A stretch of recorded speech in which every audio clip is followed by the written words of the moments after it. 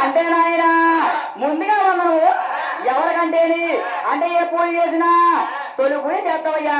తొలి పూజ చేయకపోతే గడి గడిగా అన్నగలంట గోయమ్మ ఓ గణపతి దేవా రవయ్యా వందనాలు దేవా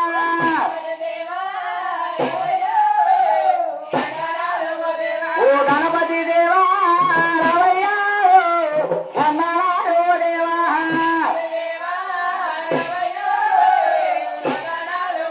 అయ్యా ఏ పూజ చేసి నా తొలి పూజ నీదేనయ్యా. అయ్యా ఏ నోను నా తొలును నీదేనయ్యా. ఓ గణపతి దేవా రవయ్యా వందనాలు దేవా. ఓ గణపతి దేవా రవయ్యా వందనాలు దేవా.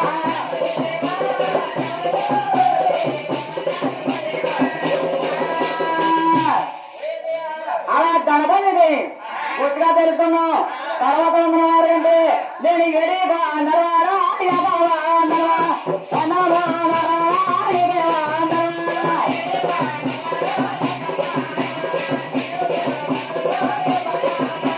ఒళ్ళవా నలభయ్యా నమాలో దేవా అన్నవా నరవా ఇదేవా అన్నవా.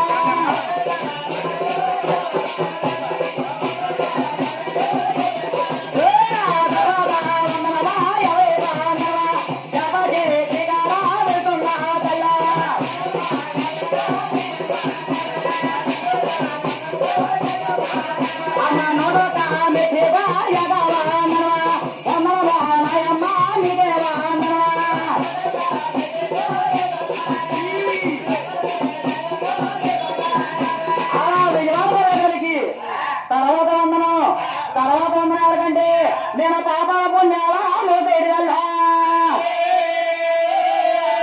అయ్యో తొక్కేటి పూజేవా నీకు వందనమా.